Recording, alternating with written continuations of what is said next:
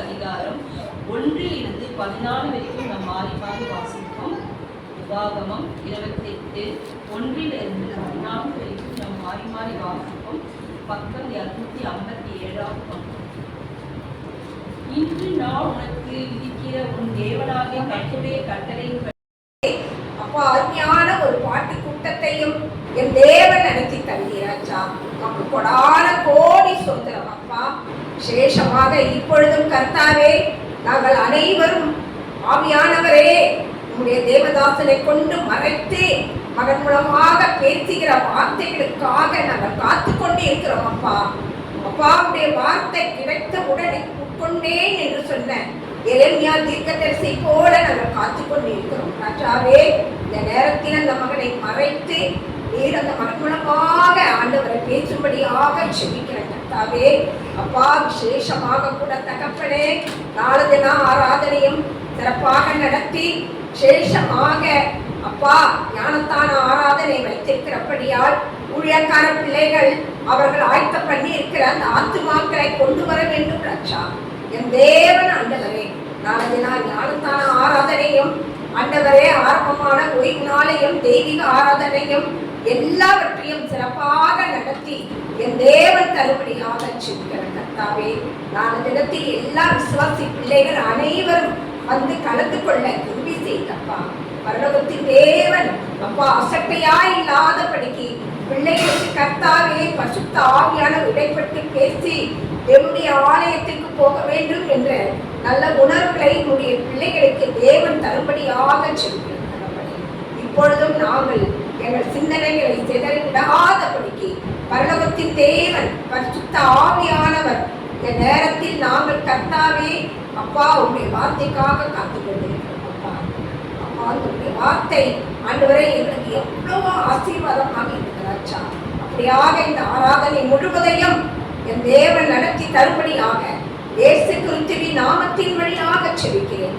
இவற்றையிலும் தீவுள்ள நல்ல தகப்பனே, ஆமென்.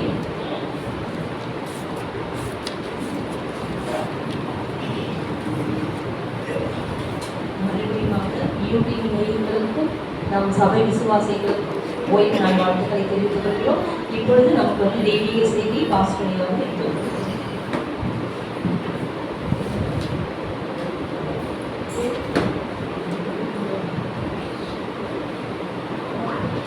தேவனுடைய பரிசுத்த நாமத்திற்கு மகிமை உண்டாவதாக. இந்த மாலை வேளை உங்கள் அனைவரையும் ஆண்டவராகிய இயேசு கிறிஸ்துவின் நாமத்தை அன்போடு நான் வாழ்த்தி வரவேற்கிறேன். சந்தோஷமா இருக்கிறீங்களா? ஓகே. ரம்யா, ரொம்ப சந்தோஷம் உங்களை பார்ப்பதில். இந்த நாளில் ஆண்டவருடைய அற்புதமாய் இந்த நாட்கள் நாளன் முழுவதுமாக ஆண்டவர் ஆசீர்வதித்து கொடுத்த கிருபைக்காய் நன்றி செலுத்துவோம். ஆண்டவர் அன்புள்ளவர் சொல்லி எத்தனை பேர் விசுவாசிக்கிறீங்க? ஆண்டவர் அன்புள்ளவர். அப்ப ஆண்டவர் எவ்வளவு அன்புள்ளவர் பார்த்தீங்களா? கடந்து வந்த வாரம் முழுவதுமாய் நம்மளை பாதுகாத்து மீண்டுமாக அவர் பிரசனத்தில் வந்து அவரை துதிக்கும்படியாக தேவன் கிருபை செய்தார். அவருக்கு நன்றி செலுத்துவோம். நம்ம அம்மா ஜெபம் பண்ணாங்க. நாளைக்கு வந்து ஒரு விசேஷமான ஞானஸ்தான ஆராதனை இருக்கு. நீங்கள் தொடர்ந்து ஜெபம் பண்ணுங்க. இது நாளைக்கு மாத்திரம் இல்லை, ஒவ்வொரு மாதமாக தொடர்ந்து இந்த திருவிழா திருச்சபை ஞானஸ்தானம் கொடுக்க வேண்டும் என்று சொல்லி உள்ளத்திலேயே ஜெபித்துக் கொள்ளும்படியாய் ஆண்டவர் தமிழ் நிலைப்படுத்துவதாக. நமக்கு நிறைய தொடர்ந்து செப்டம்பர் மாதத்தில் நம்ம அடுத்த மாதத்தில் ஒரு நைப்பிட வைக்கலாம் சொல்லி பிளான் பண்ணுறேன். அதுக்காக நீங்கள் ஜெபித்துக் கொள்ளுங்க. இந்த நாள் நம்ம தொடர்ந்து படிக்கின்ற ஒரு சத்தியம் எந்தனுடைய பேசிக்கில் படிக்கிறோம்? மலைப்பிரசனம். இது வரைக்கும் எத்தனை? 7 இந்த மலைப்பிரசங்கத்துல 10 கற்பனை மாதிரி ஒரு 10% நான் திருப்பி வச்சிருந்தேன். ஒரு நாளும் அது வந்து பேசிக்கா அது வந்து 10 கற்பனைகளுடைய சத்தியத்தை அவர் சொல்லிக்கிறார். அப்ப அந்த 10% திருப்பம் சொல்லி பிளான் பண்ணேன். இப்ப இன்னைக்கு படிக்கின்ற ஒரு காரியம் 8வது பிரசங்கம். இதை எழுதி 2 மணி நேரத்தில் பிரசங்கம் பண்ணுங்க. ஆனாலும் அதை திரும்பி நான் ட்ரெயினில் படிச்சுட்டு வந்தேன். எனக்கு கண்ணீர் ஆயிடுச்சு. இதை நீங்கள் கேட்கக்கூடிய பிள்ளைங்க ரொம்ப பயபக்தியோடு கேட்டீங்கன்னா இதில் ஒரு உண்மையான சாட்சி. அதை கேட்டீங்கன்னா நீங்கள் அழுதுருவீங்க. என்னுடைய தலைப்பு 5:10 வாசிக்கல. மத்திய நீதி நிமித்தம் துன்பப்படுறவர்கள் பாக்கியவான்கள், பரலோக ராஜ்யம் அவருடையது. ஒரு நிமிஷம் ஜெபம் பண்ணுவோம். எங்களை நேசிக்கிறேன் அவரோட இந்த வசனத்தை நாங்கள் படிக்க போகிறோம். அவரோட என்னுடைய பிள்ளைகள் இப்படிலாம் துன்பப்பட்டாங்க எனக்கு தெரியாது. ஆனாலும் கர்த்தாவே இந்த திருச்சபை பிள்ளைகளோடு ஆவியானவர் என்னுடைய இருதயங்களையும் என்னுடைய செவிகளையும் திறந்து இதை கேட்கறதற்கு அந்த சத்தியத்தை நான் ஒப்பு கொடுக்கிறத கிருபை செய்யுங்க. அது என்னை மட்டும் நீங்க பேசுங்க. இயேசுவின் நாமத்தில் ஜெபிக்கிறேன். அது என்னது? நீதி நிமித்தம் துன்பப்படுவர்கள் பாக்கியவான்கள். நீதி நிமித்தம் என்ன செய்யணுமா? துன்பப்படுவர்கள் பாக்கியவான்கள். அப்ப என்ன சொல்றாரு? நீதிக்காக துன்பப்படணும். Suffering for justice. அப்ப நீதிக்காக எப்படி துன்பப்பட முடியும்? அப்ப யாரு நீதிக்காக துன்பப்படுறாங்களோ அந்த சொல்றாரு அவங்க என்ன கிடைக்குமா? பரலோக ராஜ்யம் அவருடையது. அப்ப பரலோகத்துக்கு போறது அவ்வளவு ஈஸியான ஒரு காரியம் அல்ல, இலகுவான காரியம் அல்ல. என்ன செய்யணும்? துன்பங்களையும் கஷ்டங்களையும் அது படணும். எப்படி படணும்? நீதி நிமித்தம் படணும். அப்ப நீதிக்காக துன்பப்படணும். சங்கீதம் 4:5 வாசிக்கும் போது நீதியின் பலிகளை செலுத்தி கர்த்தர் மேல் நம்பிக்கை அடைங்கள். நாம் செலுத்தக்கூடிய பலிகள் எப்படி இருக்கணுமா? அது நீதியின் மேல் பலிகளை செலுத்துங்க. அவர்களுக்காக நமது நம்பிக்கை எப்படி இருக்கணுமா? நீதியான பலியாக இருக்க வேண்டும். நாம் செலுத்தக்கூடிய சாக்ரிஃபைஸ், ஆண்டவருக்காக செலுத்தக்கூடிய ஒரு காரியம் அது நீதியா இருக்கணும். ஆண்டவருக்கு செலுத்தக்கூடிய ஒரு காரியங்கள். அப்ப நீதி என்ன அப்படின்னு பார்க்கும்போது பவுல் போடுறாரு. இப்ப நீதினா என்னது?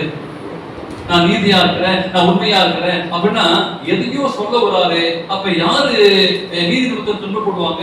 யாருக்கு அந்த பரலோக ராஜ்யம் கிடைக்கும்? எல்லாருக்குமே அந்த பரலோக ராஜ்யம் கிடைக்குமா அப்படின்னு பார்க்கும்போது பவுல் சொல்றாரு. பிலிப்பியர் 1:10. பிலிப்பியர் என்ற புத்தகத்துல 1:10 வாசிங்கள. கொஞ்சம் பைபிளை ஸ்பீடா படிக்க கத்துக்குங்க. தேவனுக்கு மகிமையும் என்ன செய்யணுமா? இயேசு கிறிஸ்துவினால் வருகிற நீதியின் கனிகளால் இருந்தவராக. அப்ப என்ன சொல்றாரு பவுல் இங்க? பிலிப்பியர் சொல்றாரு தேவனுக்கு துதியம் உண்டாவதாக இயேசு கிறிஸ்துவினால் வருகிற நீதியின் கனிகளால் இருந்தவராக. அப்ப ஒருத்தர் எப்படி ரைட்லெஸ் பீப்புளாக ஒரு நீதி உள்ள ஒரு மகனாக ஆண்டவர் மாத்துறாரு. நம்மகிட்ட என்ன இருக்கணும் அப்படின்னு நினைக்கிறாரு? நீதியின் கனிகளால் இருந்தவராக. நீங்கள் நானும் எப்படி மாறணும்? எப்படி நீதிமன்ற துன்பப்படுவோம்? ஆண்டவரே என்ன கனிகள் அல்ல, நீதியின் கனிகளால் என்னை மாற்றணும். கனிகளால் மாறி என்ன செய்யணும்? நிறைந்தவராகி. சும்மா அப்பப்போ இல்ல, அதுல நிறைஞ்சிருக்கணும். நான் நீதியா நிறைஞ்சிருக்கணும், உண்மையில நிறைஞ்சிருக்கணும். அப்படி அந்த கனி வரும்போது அப்படிப்பட்ட ஒரு காரியத்தை சொல்றாரு ஆண்டவருக்கு. அதுவே நான் நீதி உள்ள ஒரு வாழ்க்கை வாழணும் அப்படின்னா சத்தியத்திற்காக உண்மைக்காக நான் துன்பப்படணும். அநேக நீங்க துன்பப்பட்டிருப்பீங்க, அநேக நீங்க பிரச்சனை பார்த்திருப்பீங்க. ஆனாலும் ஆண்டவர் சொல்றாரு அங்க நீதி நிமித்தமாக துன்பப்படணும். அந்த நீதிக்காக நான் துன்பப்படணும். பிலிப்பியர்ல வாசிக்கும் போது அங்க 3:6 வாசிக்கிற பாருங்க. ரொம்ப அருமையா சொல்றாரு எப்படி துன்பம், எது நீதின்னு சொல்றாரு பாருங்க. பிலிப்பியர் 3 பக்தி வைராக்கியத்தின்படி சபையை துன்பப்படுத்தினவன் நியாய பிரமாணத்திற்குரிய நீதியின்படி குற்றம் சாட்டப்படாதவன். அப்ப எப்படி நமக்கு துன்பம் வரும் அப்படின்னு பார்க்கும்போது இங்க ஒரு எக்ஸ்பிளைன் பண்றாரு. நியாய பிரமாணத்தின் நீதி எப்படி ஒரு நீதிமானாக்கப்படும் என்று பார்க்கும்போது தேவனுக்கு பிரியமான அன்பான விசுவாச பிள்ளைகளே, இதை பார்த்து கொடுத்த பிள்ளைகளே, எப்படி வருமா ஒருத்தவனுக்கு நீதி? நியாய பிரமாணத்தின் நீதியாக. அப்ப பக்தி வைராக்கியத்தின்படி சபையை துன்பப்படுத்துவன் என்ன செய்யணும்? அங்க எக்ஸ்பிளைன் பண்றாரு. நியாய பிரமாணத்துக்குரிய நீதியை நான் கடைபிடிக்கணும். நான் நீதியை நான் எங்க கற்றுக்கொள்வது என்று பார்க்கும்போது இங்க பாருங்க என்ன சொல்றாரு. மலை பிரசனத்துல எதை கத்துறாங்க? நியாய பிரமாணத்தை போதிக்கிறாரு. அப்ப நியாய பிரமாணத்தின்படி ஒருத்தன் குற்றம் சாட்டப்படக்கூடாது. நடந்த சம்பவம் இதுதான் நான் 2000 நான் கோத்தகிரியில் ஊழியம் செய்தேன். 3 வருஷம் அங்கே இருந்தேன். 2004 தான் பல்லாவரத்தில் ஃபர்ஸ்ட் நான் சார்ஜ் இருக்கிறேன். ஒரு 3 வருஷம் அங்கே ஊழியம் செய்தேன் 2000. அப்ப இந்த 2000 பார்க்கும்போது ஒரு அற்புதமான ஒரு காரியம், அந்த கோத்தகிரில வடிதாஸ் அப்படின்னு சொல்லி ஒரு மக்கள் இருக்காங்க. அந்த மக்களுடைய வாழ்க்கையில அவங்க கிறிஸ்துவை ஏற்றுக்கொண்டாங்க. அவங்க கிறிஸ்துவை ஏற்றுக்கொண்டு இந்த சமுத்திரை திருச்சபை சத்தியத்தை ஏற்றுக்கொண்டாங்க. அவங்களுக்கு வந்துச்சு பாருங்க பாடுகள். அவங்களுக்கு இந்த நீதிக்காக அந்த வடிதாசனா ரொம்ப இன்ட்ரெஸ்ட்ல வயலுக்கு உண்மையா இருப்பாங்க. அதுல அப்படி இருப்பாங்க. அவங்க இந்த சத்தியத்தை ஏற்றுக்கொண்டாங்க. அங்க இருக்கிறவங்க எல்லாருமே அந்த டிஎஸ்எஸ் வேலை செய்வாங்க. எல்லாருமே அந்த எஸ்டேட் இருக்கு, எஸ்எஸ் வேலை செய்ய இருக்கிறாங்க. அந்த நடந்த டைம்ல பார்க்கும்போது என்ன பண்ணாங்க, அவருடைய ஏற்றுக்கொண்டாங்க. அந்த ஊர்ல, அந்த வடிகாஸ் ஊர்ல கூக்குழி அப்படின்னு ஒரு ஊர். அந்த ஊர்ல அவங்க எஸ்டேட் இருக்கு. அந்த எஸ்டேட் போனா அந்த என்ட்ரன்ஸ்ல என்ன செய்யணும், ஒரு இந்து கோயில் இருக்கும். அந்த இந்து கோயில் இருக்கும். போறவங்க வரவங்க என்ன செய்வாங்க, அந்த இந்து கோயிலுக்கு வரி செலுத்தி தான் உள்ள போகணும் வரணும். அது பெரிய சொந்தக்காரங்க. அந்த எஸ்டேட்டுக்குள்ள பெரிய எஸ்டேட்டு, ஒரு வழிதான் இருக்கு. அந்த வழிக்குள்ள போறவங்க இப்படி இவங்களுக்கு இந்த சத்தியம், சமுத்திர சத்தியம் போயிடுச்சு. இந்த சத்தியத்தை ஏற்றுக்கொண்டாங்க. அவங்க இந்துவா இருந்தாங்க. உடனே என்ன செய்தாங்க, இந்த சத்தியத்தை ஏற்றுக்கொண்டு அவங்களுக்கு சத்தியத்தை ஏற்றுக்கொண்டாங்க. இப்ப கொஞ்சம் கொஞ்சமா சர்ச்சைக்கு வர ஆரம்பிச்சாங்க. வெள்ளிக்கிழமை சர்ச்சைக்கு வருவாங்க, சனிக்கிழமை சர்ச்சைக்கு வருவாங்க. இது அந்த சொந்தக்காரங்க தெரிஞ்சு போச்சு. எங்கேயோ போனாங்களே, ஆனா கையில பைபிள் வச்சுக்க மாட்டாங்க. ஏதாச்சும் ஒரு துணி பையில சுத்திக்கிட்டு கடைக்கு போற மாதிரி கொண்டு வருவாங்க. அங்க அந்த ஊர்ல கொட்டு வச்சுப்பாங்க. இப்படி நடந்துட்டு இருக்கு. இது தெரிஞ்சு போச்சு, சொந்தக்காரங்க தெரிஞ்சு போச்சு. உடனே அந்த நேரத்துல என்ன பண்ணாங்க, அப்ப நாங்க ஒரு அசிஸ்டன்ட் பாஸ்டா இருக்கிறேன். அப்ப இது தெரிஞ்சு போனதுக்கு அப்புறம் கூட்டு வான் பண்ணாங்க, நீங்க நம்ம வடிகாஸ் இருந்து விட்டு நீங்க சர்ச்சைக்கு போக கூடாது. வான் பண்ணி பார்த்தாங்க. இதை யாரெல்லாம் போறாங்களோ அங்க ஒரு கண்ட்ரோல் இருக்கு. என்ன செய்யறாங்க, அவங்க வீட்டுல தண்ணி சப்ளை பண்ணுவாங்கல்ல, தயவுசெய்து கேட்டு பாருங்க, தண்ணியை நிறுத்திட்டாங்க. அந்த வீட்டுக்கு போற வாட்டர் கனெக்ஷன் என்ன பண்ணாங்க, ஸ்டாப் பண்ணிட்டாங்க. சரி, தண்ணி தான் போயிடுச்சு, கொஞ்சம் பிடிச்சி வச்சுக்கிட்டாங்க. வேற ஏதாவது தண்ணி சாப்பிட்டோம் அப்படின்னு பார்க்கும்போது என்ன செய்யறாங்க, இந்த சிலிண்டர் இருந்து வச்சும் யூஸ் பண்ணிட்டாங்க. என்ன செய்யறாங்க, அந்த உள்ளுக்குள்ள வர அந்த சிலிண்டர் சப்ளை இது ஒரு 2-3 மாசம், ஒரு 6 மாசம் நடந்துட்டு இருக்கு. கொஞ்ச நாள் ஆச்சு, அவங்களுக்கு சிலிண்டர் தரக்கூடாது அப்படின்னு சொல்லி ஸ்டாப் பண்ணிட்டாங்க. தண்ணி இல்ல, சிலிண்டர் இல்ல. அந்த ஒரு எஸ்டேட்ல கேஸ் கொஞ்சம் நின்று போச்சு. கடைசி வாங்கி கொடுத்தாங்க. இதுக்கு அப்புறம் நீங்க செய்யலாம், உங்களுக்கு போற கரண்ட் நாங்க கட் பண்ணிடுவோம் அப்படின்னு சொல்லிட்டு அவங்களுக்கு போற கரண்ட்டை கட் பண்ணிட்டாங்க.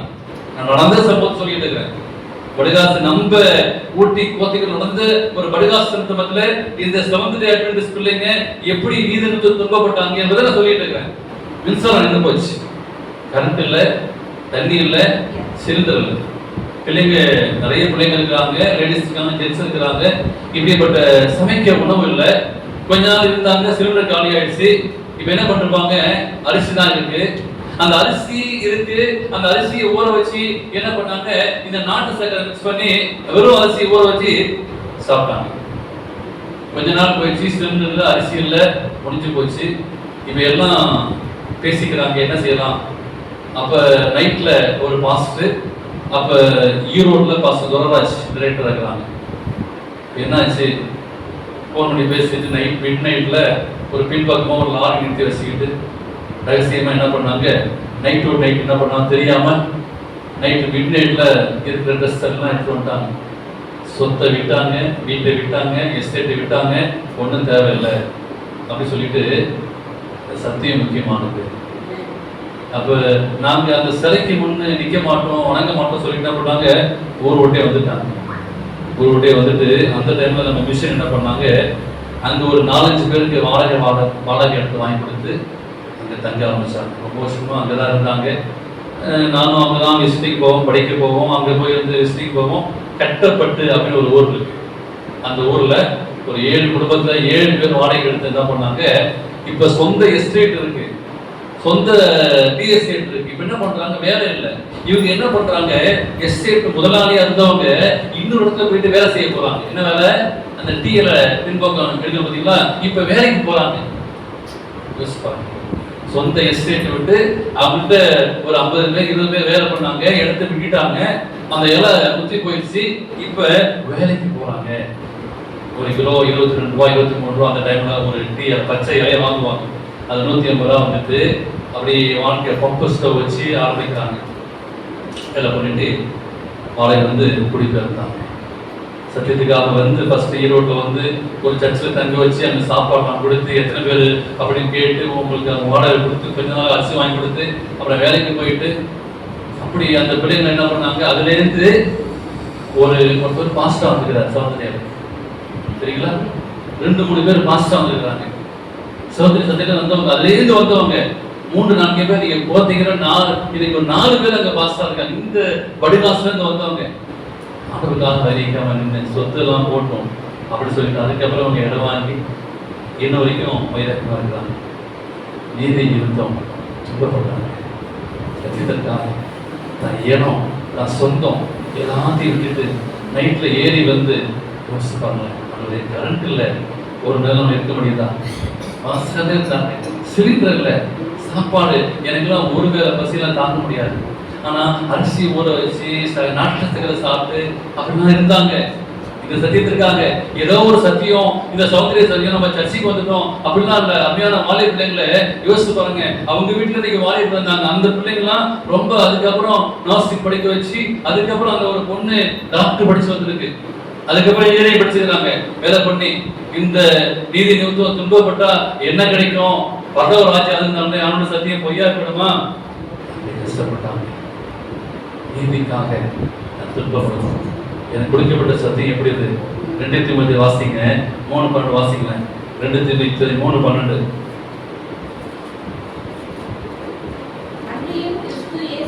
அன்றியும் கிறிஸ்து இயேசுவுக்குள் தேவபக்தியாய் நடக்க மனதாய் இருக்கிற யாவரும் என்ன பண்ணுவாங்களா? துன்பப்படுவாங்க. அப்படின்னு என்ன தெரியுங்களா? நடக்கணும்னு நாங்க பிரயாசப்படுற பார்த்தீங்களா? நீங்க நடக்கணும்னு பிரயாசப்பட்டாலே துன்பப்படுவீங்க. பவுல் சொல்றார், அன்றியும் கிறிஸ்து இயேசுவுக்குள் தேவபக்தியை நடக்க மனதாய் இருக்கிற யாவரும் துன்பப்படுவாங்க. அப்ப இந்த சிவத்திரிய சத்தியத்துல வந்து நான் ஓய்ந்த ஆசிரியக்கணும், சர்ச்சைக்கு வரணும் அப்படின்னு பார்க்கும்போது பிசாசு விட மாட்டான். என்ன செய்வான்? துன்பத்தை கொடுப்பான். இந்த துன்பத்தில் மத்தியும் வாழ்றதாங்க வாழ்க்கை. அப்ப இந்த நீதிக்காக நான் என்ன துன்பப்படணும்? அப்ப ஆண்டவர் சொல்றாரு, நீ துன்பப்படல, உனக்கு என்ன வச்சிருக்கிற? இந்த பூமியில உனக்கு நான் பரலோகம் வச்சிருக்கிறேன், பரலோகத்தை வச்சிருக்கிறேன். நீ நீதிக்காக துன்பப்படும் போது அந்த இனம் மக்கள் இன்னைக்கும் அவங்க செல்வாக்கா இருக்கிறாங்க. அந்த இடத்துல வந்து சொந்த வீட்டை வாங்கி எவ்வளோ கஷ்டப்பட்டாங்க. அதாங்க நீதி. நியாயப்பிரமாணத்தின் நீதிக்காக, இந்த சத்தியத்திற்காக ஒருவன் கஷ்டப்படும் போது துன்பப்படும் போது ஆண்டவர் சொல்றாரு, பரலோக ராஜ்யத்தை நான் கொடுப்பேன். பிசாசு அவ்வளவு சீக்கிரம் அந்த சத்தியத்தை கேட்க விட மாட்டான். இப்படிப்பட்ட உபத்திரத்திலிருந்து நீங்கள் நான் வர வேண்டும். அப்படி வரும்போது அங்க சொல்றாரு, அப்படி வருகிறவர்கள் யாரு? பாக்கியவான். இந்த சத்தியத்திற்காக இதெல்லாம் நீங்க இழந்து எல்லாத்தையும் விட்டுட்டு நீங்க வரும்போது பாக்கியவான்கள். நான் ஏசி மெக்கானிக் முடிச்சதுக்கு அப்புறம் எனக்கு 10th எம்ப்ளாய்மெண்ட் பதிவு பண்ணி வச்சுட்டேன். ஒரு நாள் கவர்மெண்ட் அப்பாயின்மெண்ட் வந்துச்சு. யோசிச்சு பார்த்தேன். அப்பதான் முடிவு வந்து சேர்ந்துட்டேன். சேர்ந்ததுக்கு அப்புறம் கவர்மெண்ட் ஆர்டர் வருது. என்ன பண்றது? கவர்மெண்ட் பண்ண சம்பளம் நான் என்ன பண்ணேன்? கிழிச்சு போட்டேன், சொல்லவே இல்லை. அப்புறமா ஒரு நாள் சாட்சி சொன்னேன். அப்பதான் வீட்டுக்கு தெரியும். நான் நைட்டு வச்சாங்க, நான் ஓடிட்டு சேர்ந்துட்டேன். எனக்கு கவர்மெண்ட் ஆர்டர் கிடைச்சிச்சு. அதை என்ன செய்யலாம் அப்படின்னு சொல்லி நான் வந்து கிழிச்சு போட்டேன். அந்த கால் பண்ற ஒர்க்குன்னு சொல்லி வந்துச்சு. இவ்வளவு காரியம் வரும். பணத்தை கொடுத்து பார்ப்பான், பதவி கொடுத்து பார்ப்பான், ஊழியத்தை கொடுத்துட்டு சரி போறானா பார்ப்பான். இதெல்லாம் கொடுத்து பார்க்கும்போது நிறைய சோதனை வந்துட்டே இருக்கும். நான் எடுத்த காரியத்துல பின்வாங்கி போடுறேன். ரோமர்ல வாசிக்கும் போது பவுல் சொல்றாரு 8ஆம் அதிகாரத்துல, ரோமர் 8ஆம் அதிகாரம் 35-36 வாசிக்கணும். ரோமர் என்ற புத்தகத்துல 8ஆம் அதிகாரம்.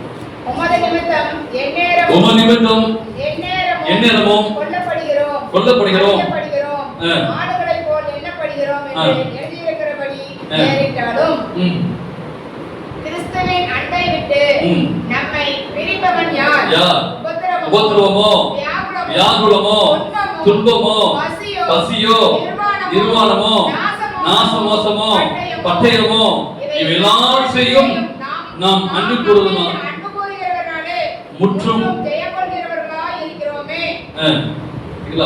அப்ப மேல ஆரம்பிக்கிறது உமது நிமித்தம், கிறிஸ்துக்காக, சத்தியத்திற்காக, இந்த திருச்சபை நிமித்தமாக, நீதி நிமித்தம், உமது நிமித்தம் எந்நேரமும் கொல்லப்படுகிறோம்.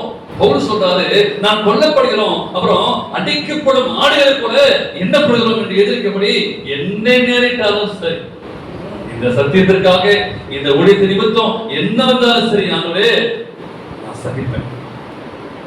ஏன் சொல்றாங்க, கெட்டு போன இந்த உலகத்தை மீட்க, கெட்டு போன இந்த உலகத்தை மீட்க வந்த அவரை தேவனுக்கும் மனிதனுக்கும் எதிரியாக பிசாசானவன் சாத்தானின் தூதர்களை சமாதான குருவுக்கு எதிராக செயல்படுகிறான். சாத்தானின் தூதர் நினைப்பி என்ன செய்யறான், அவன் செய்ய போறான். அப்ப நீதி இருக்கும், பாவத்திற்கும், அன்பிற்கும் என்ன உறவு இருக்கு?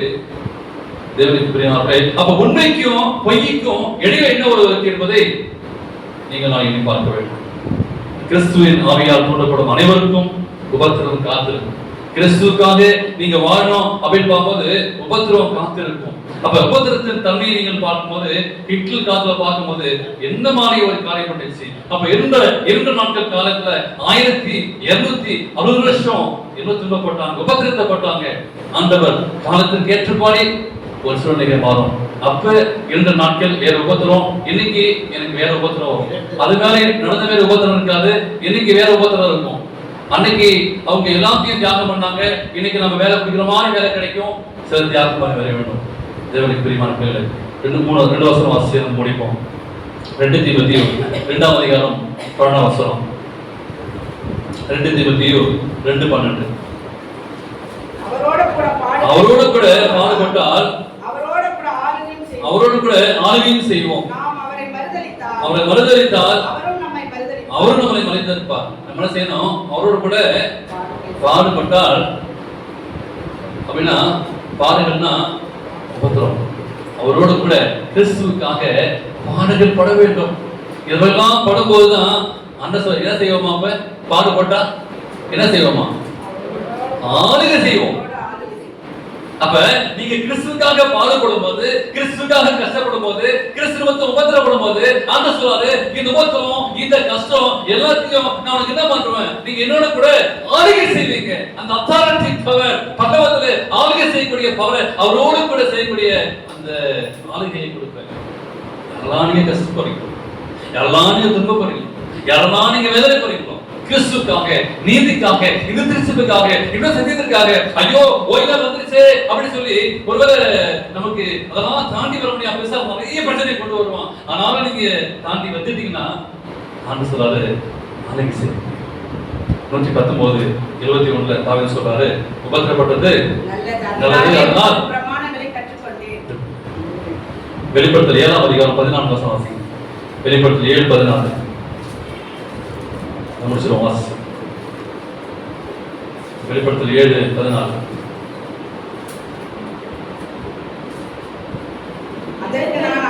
அதற்கு நான் ஆண்டவரே உமக்கு தெரியும் என்றேன். அப்பொழுது அவன் இவர்கள் மிகுந்த உபத்திரத்திலிருந்து வந்தவர்கள், இவர்கள் தங்கள் அங்கிகளை ஆட்டுக்குட்டியாவுடைய ரத்தத்திலே தோய்த்து இழுத்தவர்கள். இப்ப இந்த பரலோகத்துல போகும்போது அங்க ஒரு கூட்டம் இருக்கிறாங்க. அப்ப யோவான் அங்க பத்மத்துல பாக்குறாரு. அதற்கு ஆண்டவரே அது உங்களுக்கு தெரியும், இவங்க யாரு? 14 சொன்ன, அப்போது மூப்பர்கள் ஒருவன் என்னை நோக்கி, வெள்ளையங்கி தெரிந்திருக்கிற இவர்கள் யார் கேட்கிறாங்க. அங்க பரலோகத்துல ஒரு கூட்டம் இருக்கு, இந்த வெள்ளையங்கி கொடுக்கிறாங்க, இவங்க யார் என்று கேட்டதுக்கு, இவர்கள் எங்கிருந்து வந்தவர்கள்? ஒரு கூட்டம் இருக்காங்க, ஒரு வெள்ளையங்கி போட்டுக்கிறாங்க பரலோகத்துல. அப்ப அங்க கேக்குறாங்க, இவங்க யாரு? வெள்ளை ட்ரெஸ் போட்டு அப்படியே பயங்கர பியூரா இருக்காங்க, இவங்க யாரு? அதற்கு ஆண்டவர் சொல்றாரு, நல்லா கவனிச்சு பாருங்க ப்ளீஸ். பாருங்க, அதற்கு ஆண்டவர் சொல்றாரு, இவங்க யாரு தெரியுமா? ஆண்டவரே அது உமக்கு தெரியும் என்று. அப்பொழுது அவன், இவர்கள் மிகுந்த உபத்திரத்தில் வந்தவங்க. எங்கிருந்து போனவங்க? எப்பவுமே இந்த திருச்சபையில இருந்து, இந்த சத்தியத்திற்காக உபத்திரத்துல போனவர்கள் சொல்லி தங்கள் அங்கிகளை என்ன ஆட்டுக்குட்டியான ரத்தத்திலே தோய்த்து, ஆட்டுக்குட்டியான ரத்தம் சிந்தப்பட்டு இந்த ரத்தத்தின் நிமித்தமாக மீட்கப்பட்டு வந்தவங்க. இந்த கூட்டம் இந்த கூட்டம் ஒரு சாதாரண கூட்டம் இல்ல. இந்த திருச்சபை ஒரு சாதாரண திருச்சபை இல்ல. தேவனுக்காக, உபதேசத்துக்காக, நீதி நிமித்தம் துன்பப்பட்டு அதிலேந்து மீட்டு வந்தவங்க இந்த கூட்டம். அந்த கூட்டத்தை தான் ஆண்டவர் பரலோகத்தில் எப்படி வச்சிருக்காரு?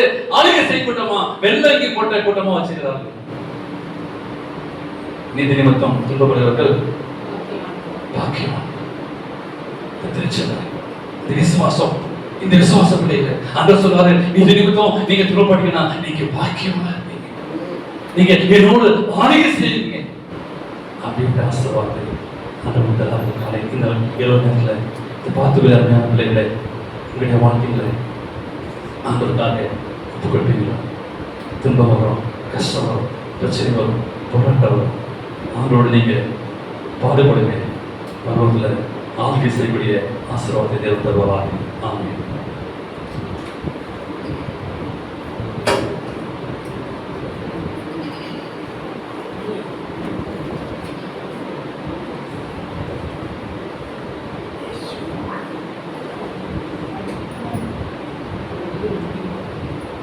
நல்ல ஒரு செய்தியை கேட்டோம். நாம் முடிவு பாடலாக 78வது பாடலை பாடுவோம். அப்பொழுது காணிக்கை பாடல் எண் 78. சூரியன் மறைந்து அந்தகாரம் வந்தது, சூரியன் மறைந்து அந்தகாரம் வந்தது, சோர்ந்து மயந்த நல்ல இலை பார போகுது. அலியா நீயா உன்னடி சரணம், அலியா நீயா உன்னடி சரணம். மனது வாக்கு நடக்கையிலே உமக்கு துரோகமாய், மனது வாக்கு நடக்கையிலே உமக்கு துரோகமாய், செய்த பாவம் யாவரும் என் திருமுதிரத்தால் கழுவி சுத்திகரியும் இயேசையா, கழுவி சுத்திகரியும் இயேசையா. பகல் முழுவதும் பட்சமாக பாதுகாத்தீரே, பகல் முழுவதும் பட்சமாக பாதுகாத்தீரே, சகல தீமையும் மகள வைத்தல் மனமும் நீதாயே. ஐயா ரேயா பொன்னடி சரணம், ஐயா ரேயா பொன்னடி சரணம். ஆத்துமா சரீரம் என காணையாவையும், ஆத்துமா சரீரம் என காணையாவையும், அப்பாவும் கையில் ஒப்புவித்து நான் அயர்ந்து தூங்குவேன். தேவா திருவை கூர்ந்து காருமே, தேவா திருவை கூர்ந்து காருமே.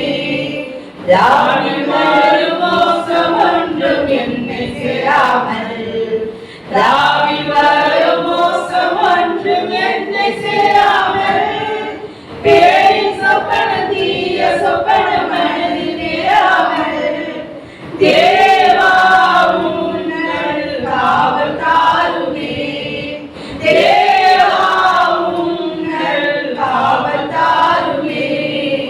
சூரியன் மறைந்து அந்தகாரம் வந்தது, சூரியன் மறைந்து அந்தகாரம் வந்தது, சோதனையன் நன்னிலை பார போகுது. ஐயா நீயா பொன்னடி சரணம், ஐயா நீயா பொன்னடி சரணம். முடிவு ஜெபத்தை பாஸ்டர் ஜெபிக்கிறார். கேட்ட சத்தத்திற்கு ஆண்ட சமத்தை ஒப்புக்கொடுப்பார். நீதி நிமித்தம் திருப்பப்படும் போது பரலராஜ்யம் அவர்கள் என்று சொல்லி வாசித்தோம்.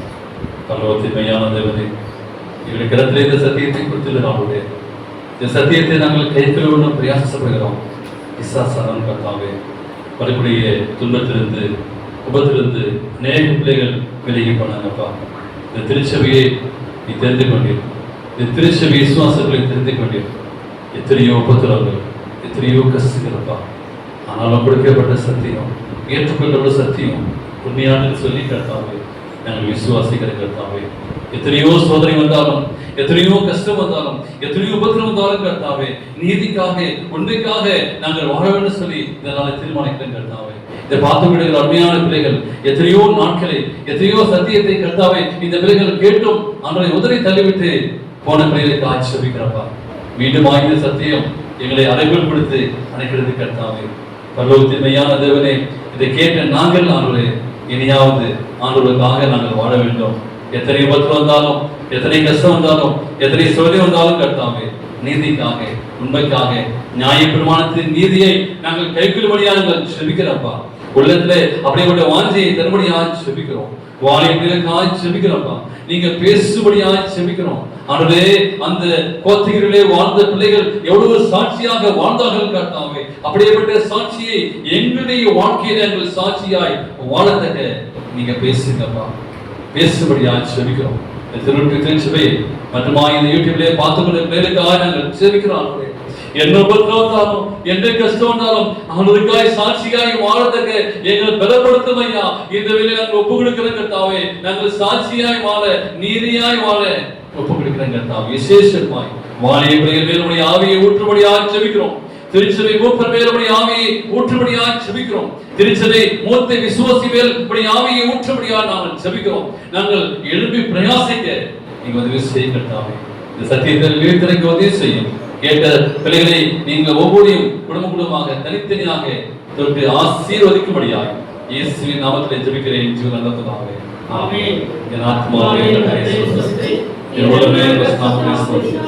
என் ஆத்மாவே கர்த்தரை ஸ்தோத்திரி. வாசியத்தை சகலமாக. ஆமென்.